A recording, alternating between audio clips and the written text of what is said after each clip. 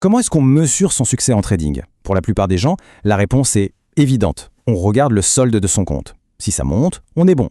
Si ça descend, on a l'impression d'échouer. Eh bien, c'est là que se cache le plus grand mensonge du trading. Parce que le solde du compte, en réalité, c'est la toute dernière chose qui change. Cette idée, elle peut transformer une carrière tout entière.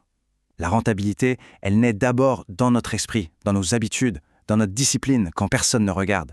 L'argent sur le compte, lui, n'est qu'une conséquence qui arrive bien plus tard.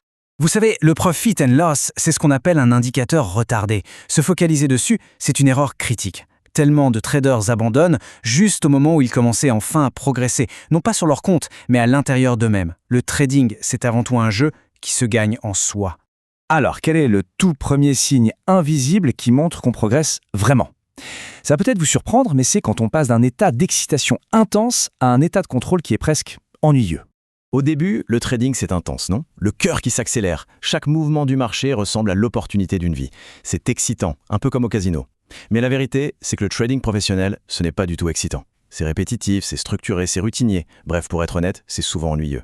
Si le trading est encore une source d'adrénaline, c'est sûrement le signe qu'on est encore dans la phase débutant. Pensez à un chirurgien.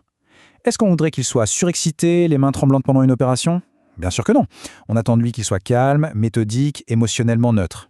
Et ce calme, il ne vient pas d'une absence d'émotion. Non, il vient de la présence d'une structure, d'un processus clair qui guide chaque geste. La maîtrise, en fait, c'est le contrôle, pas l'intensité. C'est ça la mentalité du chirurgien. C'est quand placer un trade devient aussi banal que de cliquer sur un bouton. On passe maintenant au deuxième grand changement. C'est un vrai basculement mental. Arrêter de se focaliser sur le résultat, l'argent, pour se concentrer uniquement sur la qualité de son exécution. Le processus avant tout. À la fin de la journée, la question d'un amateur, c'est « Est-ce que j'ai gagné de l'argent ?» Le professionnel, lui, se demande tout autre chose. « Est-ce que j'ai bien tradé aujourd'hui ? Est-ce que j'ai respecté mon plan ?» Cette petite nuance, c'est la base de tout. Parce qu'une bonne journée de trading, ce n'est pas forcément une journée positive en gain. C'est une journée disciplinée. Et le point crucial, c'est que la discipline, ça se mesure. Le pro, il suit une sorte de checklist mentale à chaque fois. Est-ce que ce signal correspond parfaitement à mon plan? Mon risque est-il clairement défini? Est-ce que j'ai exécuté le trade comme prévu? Et surtout, est-ce que j'ai laissé mon système faire son travail sans intervenir? Vous voyez, le résultat, c'est juste une conséquence, ce n'est jamais un objectif direct. Une journée où le plan est respecté à la lettre est une victoire, même si elle se termine en perte. D'accord, maintenant qu'on a posé les bases, on va plonger dans le vif du sujet. Quels sont concrètement ces comportements, parfois contre-intuitifs, qui prouvent qu'une vraie progression est en cours, même si le compte en banque ne le montre pas encore? En gros, il y a 5 signes majeurs.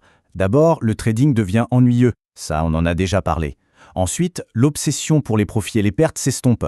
Et puis, il y a les 3 autres, sur lesquels on va se concentrer maintenant. On commence à trader moins, notre relation à la perte se transforme complètement, et enfin, on arrête de chercher sans cesse de nouvelles stratégies. Un des signes les plus surprenants, c'est ce qu'on pourrait appeler la paresse professionnelle. Au début, on a l'impression qu'il faut être tout le temps devant les écrans pour ne rien rater. Mais les vrais traders, ils ne gagnent pas plus en faisant plus. Ils gagnent plus en faisant moins. Ils passent leur temps à rejeter des configurations moyennes pour attendre patiemment celles qui ont une haute probabilité de succès. Cette citation, elle résume tout parfaitement. Le but n'est pas de multiplier les trades, mais d'attendre les meilleurs. La patience et la capacité à ne rien faire sont de vrais avantages sur le marché. En fait, un trader passe bien plus de temps à attendre qu'à être actif.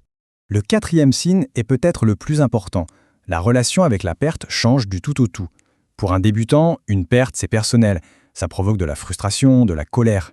Pour le professionnel, c'est juste le coût du business. Il a l'esprit d'un data scientist. Il ne prend pas un résultat négatif personnellement, c'est une donnée, un point statistique. Une perte devient quelque chose de neutre, de presque banal.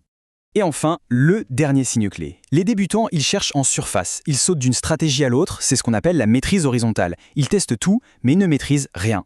Le professionnel, lui, il arrête ce zapping. Il choisit une méthode, une seule, et il creuse. Il va en profondeur pour en comprendre toutes les nuances. C'est la maîtrise verticale. C'est le signe qu'on passe de la recherche de résultats à la construction de compétences solides. On arrive maintenant à la phase la plus critique et honnêtement la plus dangereuse du parcours. C'est ce moment terrible où tous les progrès internes n'ont pas encore eu le temps de se traduire en résultats externes. C'est ce qu'on appelle le fossé de la percée. Imaginez, votre discipline est meilleure que jamais, vos émotions sont sous contrôle, mais votre compte, lui, il est à l'équilibre, voire en légère baisse. De l'extérieur, on dirait que rien n'a changé. C'est précisément à ce moment que le doute devient plus fort que la discipline et que la majorité des traders abandonnent. Cette chronologie, elle illustre ça parfaitement. C'est l'histoire d'un trader qui s'est engagé à suivre un seul système. Pendant les 3 premiers mois, rien. Plat. 2 mois de plus, toujours à l'équilibre. Le 6e mois, il perd même un peu d'argent. La plupart des gens auraient tout arrêté. Mais il a continué. Et au 9e mois, les conditions de marché se sont alignées. Et ce seul mois a généré plus de profits que les 8 mois précédents réunis. Le succès n'a pas été soudain. Il était juste retardé. Et voilà le point culminant de tout ça. Le marché ne récompense pas un effort ponctuel. Il récompense une transformation personnelle. La rentabilité, ce n'est pas une mise à jour de stratégie, c'est une mise à jour de personnalité. Il s'agit de devenir quelqu'un de calme, de sélectif, de discipliné. Et cette transformation, eh bien, ça prend du temps. Donc si votre trading vous semble plus calme, plus mécanique, moins excitant, surtout ne paniquez pas. Ne cherchez pas à changer pour retrouver l'adrénaline. Restez dans cet ennui. C'est un excellent signe. C'est là que la discipline se construit. C'est là que le contrôle se forge. Et c'est précisément de là que la rentabilité émerge. La question finale, au fond, elle est toute simple. Est-ce que l'approche actuelle est une quête d'adrénaline ou est-ce la construction patiente et disciplinée de la constance jour après jour? Parce que la percée, elle attend dans cette deuxième voie.